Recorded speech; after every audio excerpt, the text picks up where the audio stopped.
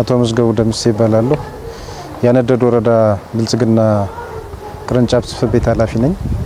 የዜጎች በጎ ፈቃድ አገልግሎትን በተመለከተ የ2017 ዓመተ ምህረት አፈጻጸማችንን በመገምገም እና የ2018 በጀት ዓመት የበጎ ፈቃድ አገልግሎት አጀማመርን በተመለከተ እቅድ አቅደን ከአብይ ኮሚቴው ጋርና ከቴክኒክ ኮሚቴው ጋር የጋራ አድርገናል።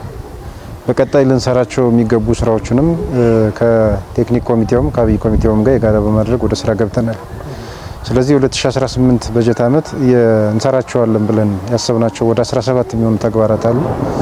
በእነሱ ላይ ከሚመለከታቸው አካል ጋር እቅዳችንን የጋራ አድርገን ከዚህ ውስጥም ወደ 57742 የሚሆኑ የማህበረሰብ ክፍሎችን ተጠቃሚ እናደርጋለን ብለን አቅደናል።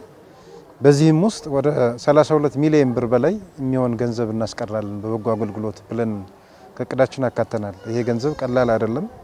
በመንግስት ቢሸፈን ሊሆን የማይችልም ስለሆነ በበጎ ፈቃድ አገልግሎት ይሄን ያክል ገንዘብ እናስቀራለን ብለን በእቅዳችን ይዘናል። እንግዲህ ወደ 17 አካባቢ የሚሆኑ ተግባራትን ይዘናል። ከነዚህ ውስጥ ተግባራቶች ውስጥ የመጀመሪያው በበጎ ፈቃድ ወጣቶች እንሰራዋለን ብለን ያሰብነው አንደኛው አረንጓዴ አሻራን በተመለከተ ነው። እንግዲህ መጪው ክረምትም ከመሆኑ ጋር ተያይዞ ወጣቱን እናሳትፋለን ብለን እንደያዝነው አረንጓዴ አሻራ ላይ ነው። ይህንንም ወደ 2.9 ሚሊዮን አካባቢ ችግኞች በወጣቶች እናስተክላለን ብለን በእቅድ የያዝነው ሁኔታ አለ። ሁለተኛው ሁለተኛው የያዝነው የአቅመ ደካሞችን ቤት ግንባታ በተመለከተ ነው።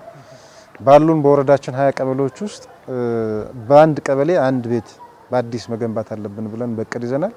በ20 ቀበሌዎች ውስጥም 20 ቤቶችን እንገነባለን ብለን በእቅድ ይዘናል።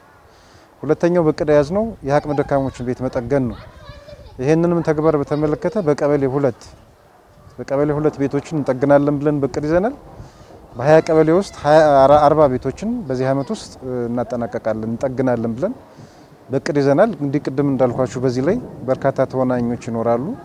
ወጣቶች አሉ፣ ማህበረሰቡ አለ፣ የመንግስት አካሎች አሉ። አጠቃላይ በቅንጅት እነዚህን ስራዎች ለመስራት እናቅደናል።